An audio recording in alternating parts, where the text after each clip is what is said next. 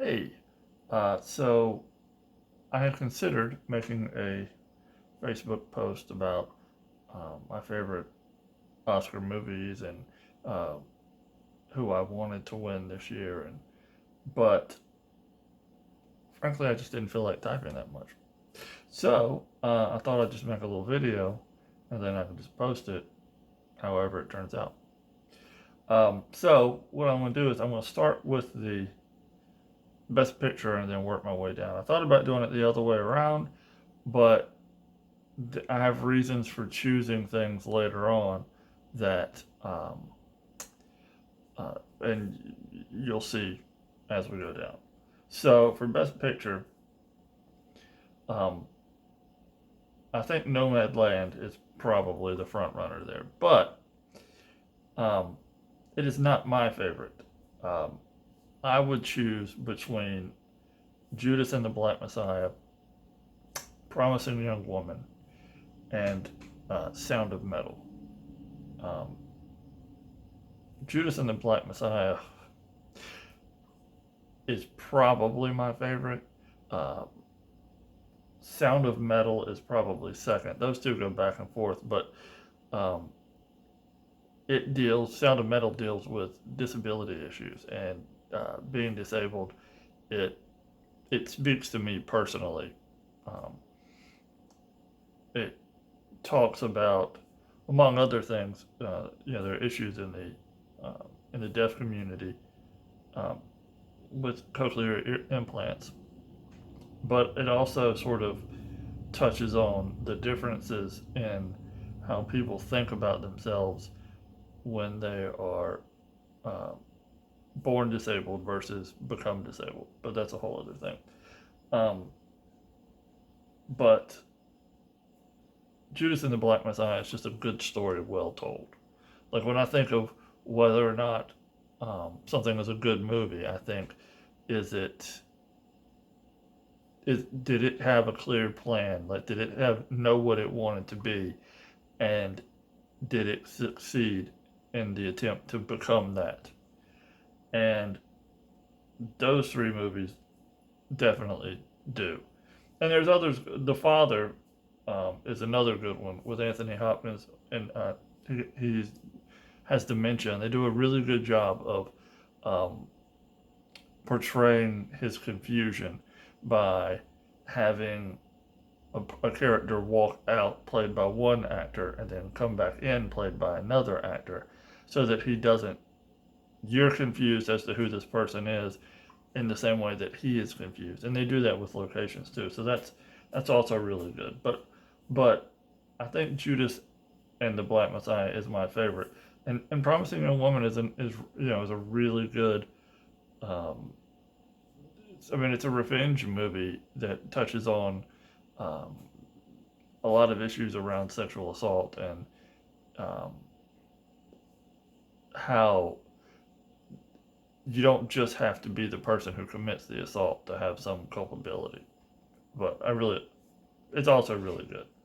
Um, Minari is also. I mean, it's a pretty good field. To be honest with you, Minari is also good. Mank, on the other hand, is not good. It is just pure Oscar bait. Like that's all that is. They the Academy loves movies about movie making. So, and then this one in particular is about the making of Citizen Kane, which is considered one of, if not all, the best movie ever made. Um, and it's about a drunken writer. Like it just sort of, it's just designed for Academy Award nominations. So I would go with Judas and the Black Messiah. That's my personal favorite. I feel like Nomadland is going to win. It's a little, it's good, but it's a little. I don't want to use the word esoteric, but it has a sort of a meandering quality, which it works because I mean the subject matter is sort of nomadic people in the United States. Um, it doesn't deal with issues revolving around um, elderly and how they're, uh, not taken care of.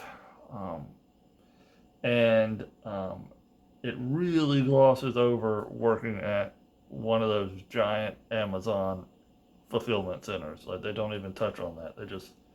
You just accept that that's what they do, and they don't really go into it any further than that. Uh, Best director. Um, I don't I don't really think this is a great field. Um, Again, I wouldn't give it to David Lynch. I mean, not David Lynch. David Fincher because of Mank. Um, I think I would have to go with um, Emerald Fennell for A Promising Young Woman. Uh, you know, I think Chloe Zhao for Nomadland would not be bad either. Um, but but again, I'm not really crazy about that. So here's something I have a serious problem with.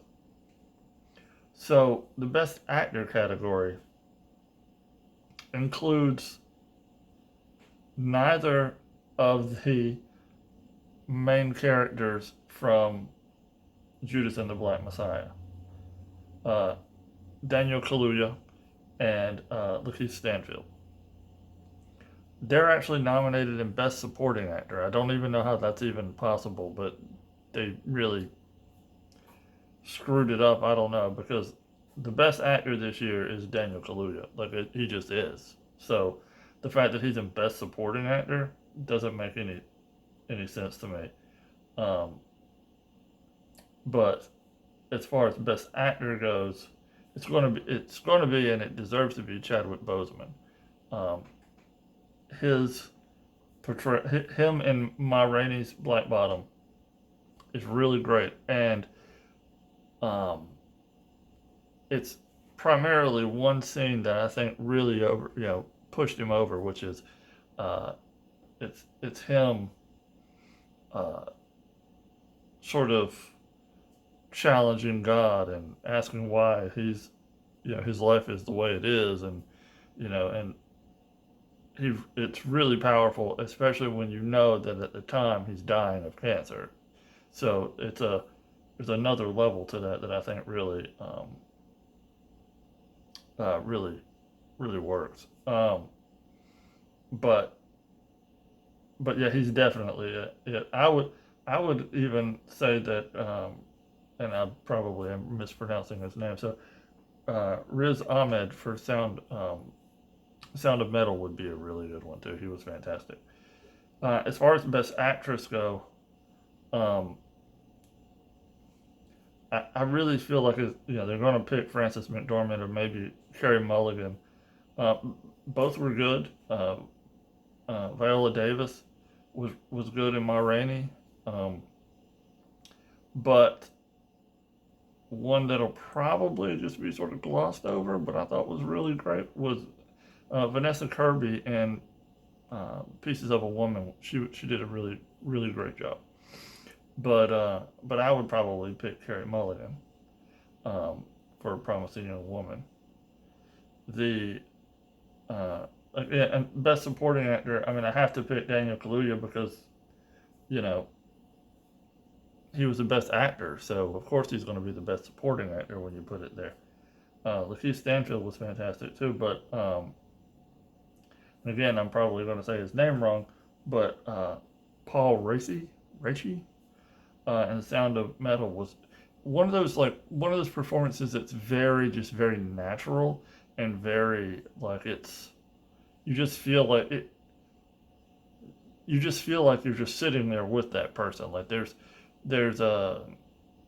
one of my favorite things or one of the things I like best about a performance is when it doesn't feel like one. Like when it just seems so comfortable that it just you just forget that that person is playing the character, and he definitely does that. Um, so, best supporting actress. Um, I'm not picking Glenn Close for Hillbilly Elegy. I do. I that movie is terrible. I hate that movie. That movie is like the idea of, it's like what somebody thinks these people are like rather than what they're actually like. Um, but Olivia Colman in The Father was fantastic.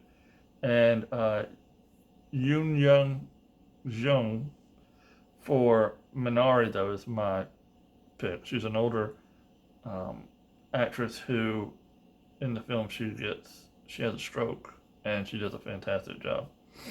Um, I really, really liked it. But best original screenplay. This is usually where you, like historically, like in the in the politics of the Academy, like best original, best adapted is where you typically like award a movie that may not have been good to win the Academy, the Best Picture award, but it's still a really good movie and deserves um, recognition. So, with that sort of in mind, I would definitely give this to Sound of Metal. And um, if the, I mean, that's what I would, yes, Sound of Metal. But um, I could also see you giving it to Promising Young Woman if you haven't rewarded it anywhere else further up. And then with Best Adapted, um, I would either go, this is going to sound silly, but I would either go with The Father or Borat. Um, but I think I would go with The Father just because it was a very well thought out how they did the portraying the confusion, like I mentioned before. I thought it was um, really great that way. Uh, Best animated. First of all, you can throw out the Shaun the Sheep sequel. It's not nearly as good as the first one. Um, Onward and Over the Moon. Onward is not. I mean, it's just. I feel like it's filler. They just didn't have enough that they liked. Over the Moon, kind of the same thing. I do like the fact that it's about. It touches on a lot of like Chinese um, uh, culture and folklore. I thought that was pretty cool. But essentially, Onward is about two brothers who whose father gets sick and dies, and they go on a uh, adventure of discovery or whatever.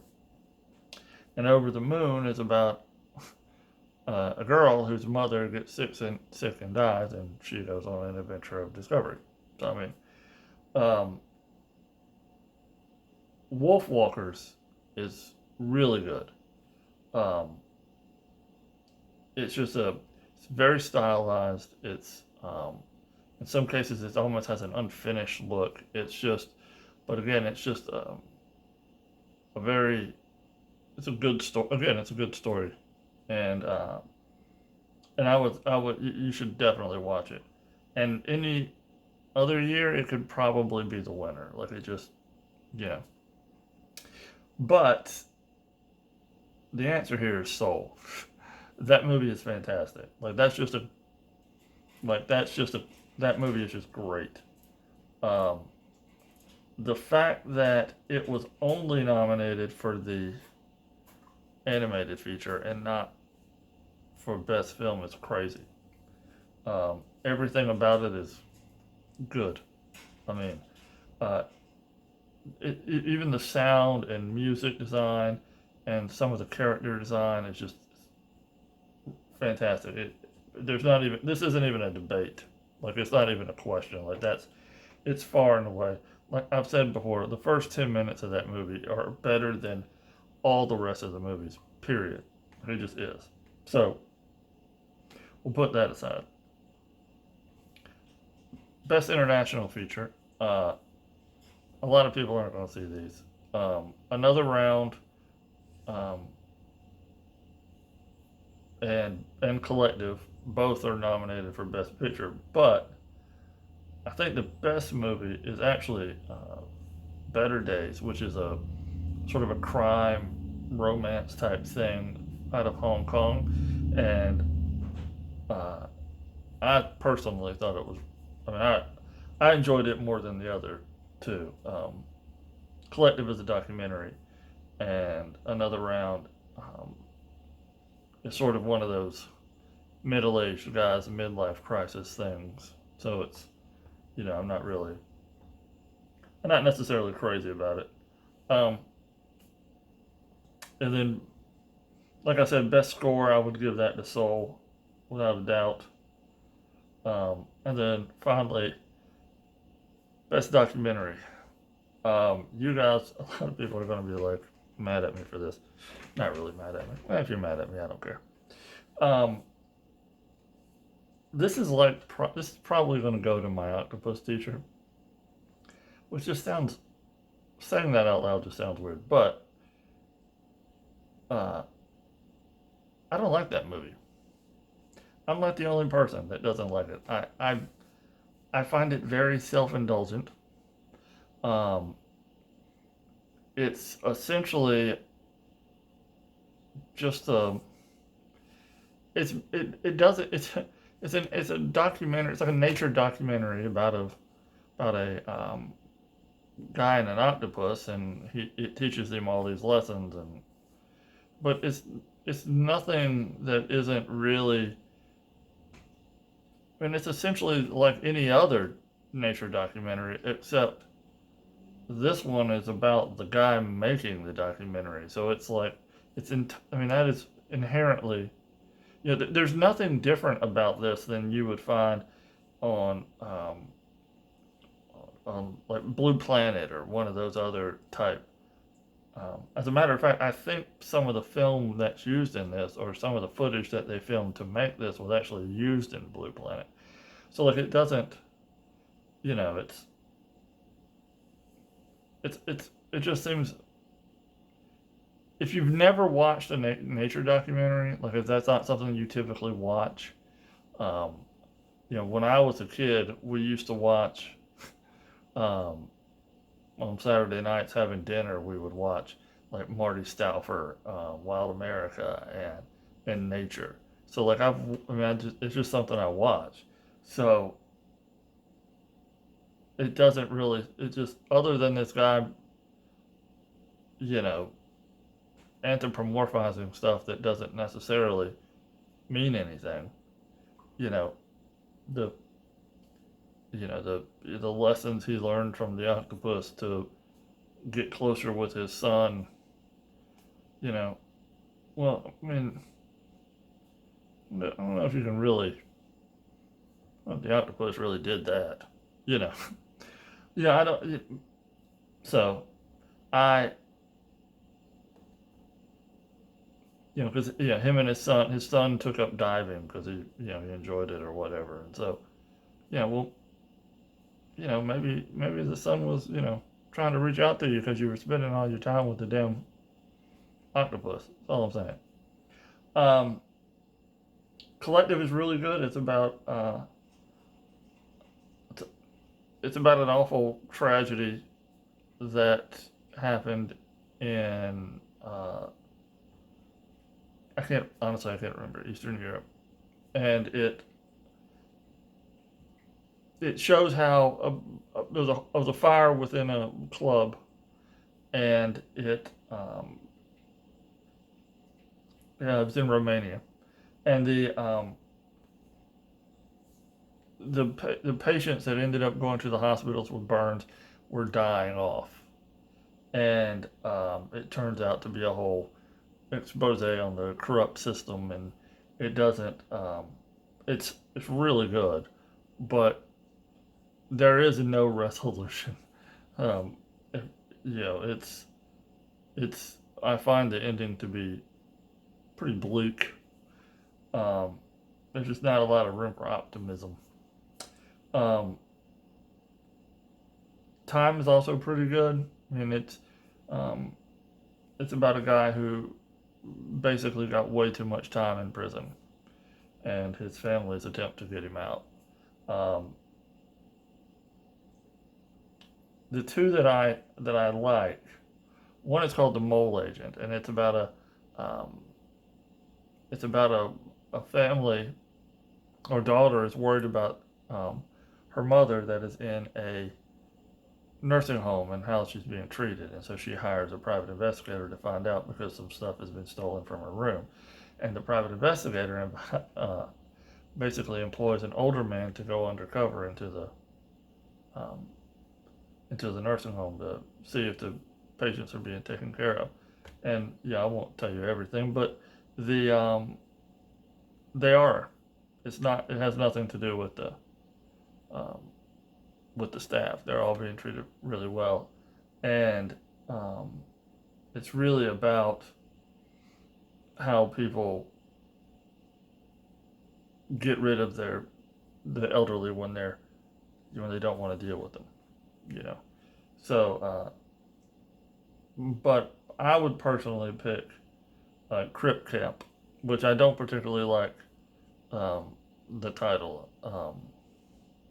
I'm not fond of the word Crip um, in reference to disabled people, but it's a really great documentary. It shows how um,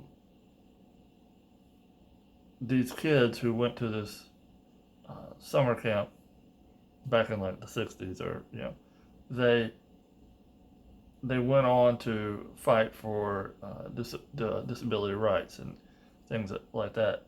But it does a really great job of connecting the dots and showing like the through line from how the confidence that these kids who had basically, a lot of them just never got to go anywhere or do anything. They would go to this camp, and the confidence that going there gave them um, allowed them the ability to become an organization and fight for disabled rights, and just basic ramps into getting in um, places, and a lot of that really had to do with the leadership of people who went to this summer camp when they were kids. So that would be my personal favorite. So um, I don't really know if there's anything for you to glean off of this video. So I seriously, it's just me saving the effort of having to type. So, but I hope you enjoy it, and maybe I'll make another one sometime.